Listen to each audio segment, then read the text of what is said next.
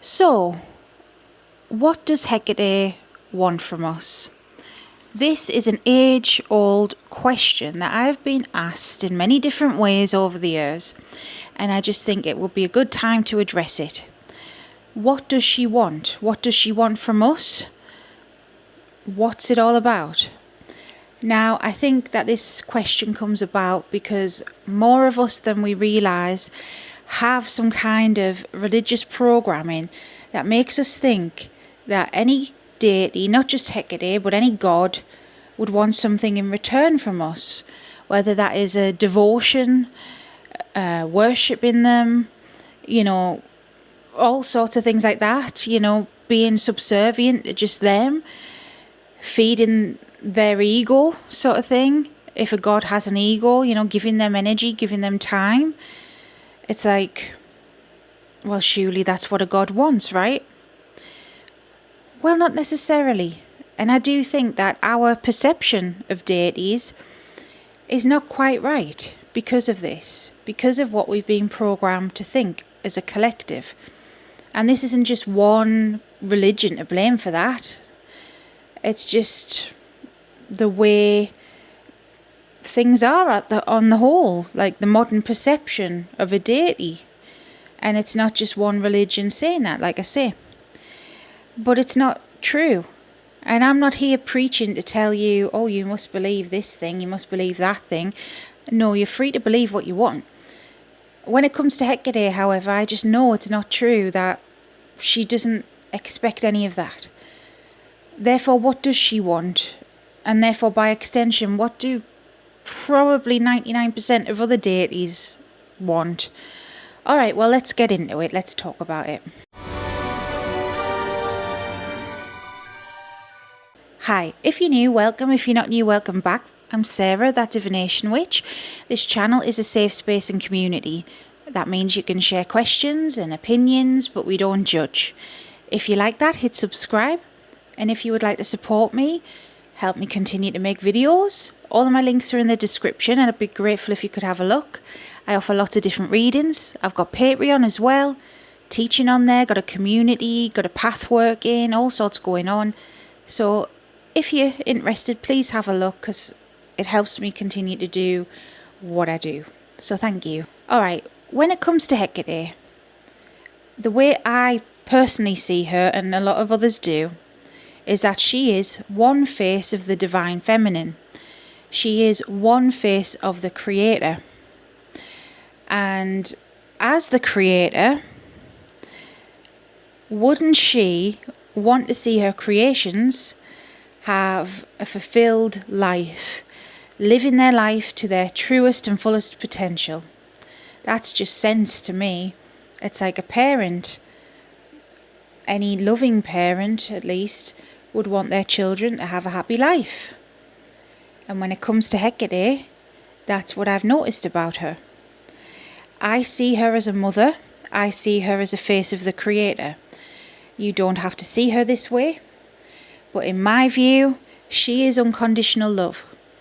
And even if you don't see her as a mother, even if you don't see her as the creator, she still has this unwavering support for people. It's selfless. It really is. And honestly, what does she want?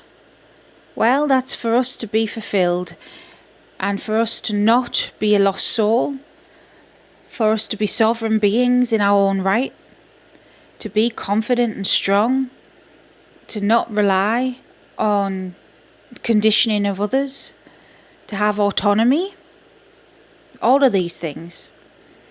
Now, even if you don't believe Hecate is what I think she is, if you look at who she was in history, she was not just a goddess of witches. The goddess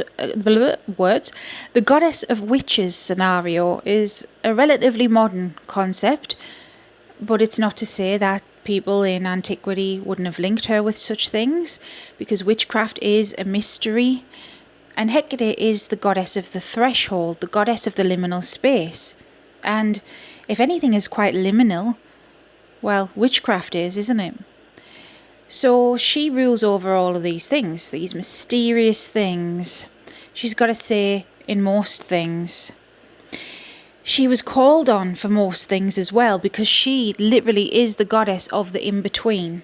That could be in between life and death. That could be in between something physical. Goddess of the shadows, goddess of the entryways and crossroads. All these symbols are linked to her because they are liminal symbols. And as such, her job is to guide people.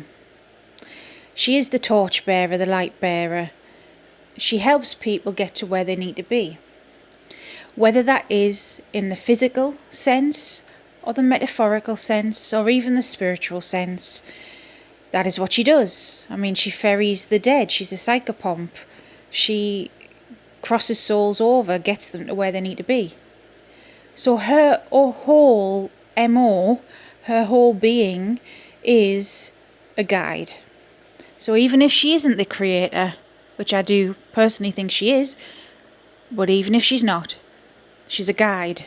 That's her function. That is her prerogative. That is what she does. And who's to say she only does it for humans at the end of the day?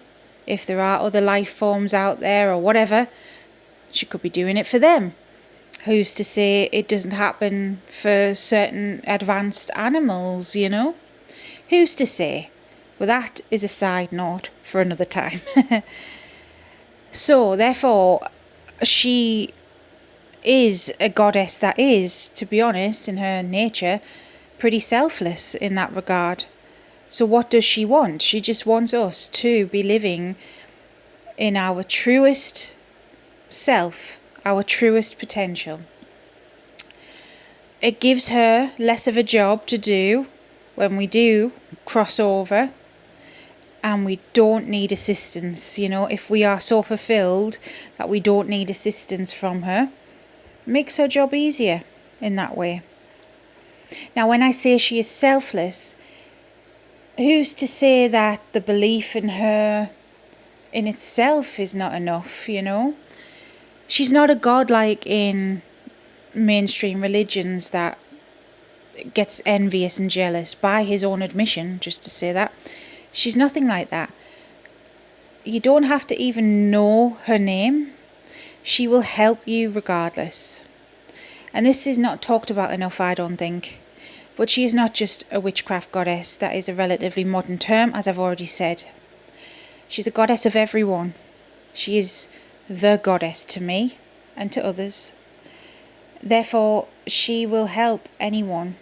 I've seen her help people who, if they realised, would curse her name, would probably call her demon and all sorts. Why? Well, it is out of the kindness of her own heart in that regard. It is because it's who she is. Does there need to be another reason? She does not need your energy in that way. She will help you regardless.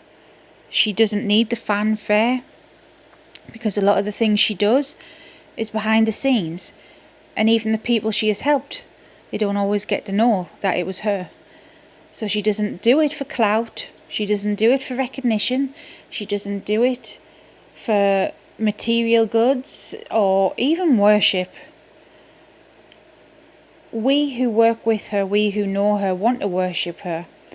We do it of our own free will because she gives us unconditional support and love in ways a lot of us haven't experienced before. So as humans, of course we want to celebrate that. We want to say thank you about that, you know. But she doesn't need that. So ultimately, that is what she wants. It is not some nefarious demon wanting to feed off your energy. That's so lowly anyways. Those so-called demons are entities, are parasites, and well, it is what it is. That's a different thing. Hecate is fine to act from afar, from a distance, from the shadows. She doesn't need you to know her name. She just is. And that's part of why I love her so much. Because she's not arrogant. She is not vengeful. She just is. and that is what she wants. So I really hope that this video has helped. And please, if you're a newbie and you've got your worries and whatever, do your research. You can look at my channel. I've got over 100 videos about Hecate. I launched a community recently called Hecate's Homilia, which is also linked on the channel, which will be a community project. Go have a look at that too. See what resources are there at the moment. Come join in. Don't be suckered into this fear-mongering, this gatekeeping mentality. That is people acting from their own prerogative. That is not Hecate, okay? That is not what she wants. She just wants people to be their truest selves. And that is that. So I really hope this video helped. Check out the channel for more. Hit subscribe, hit like if you found value in this. And yes, until next time, stay safe, stay witchy. Bye.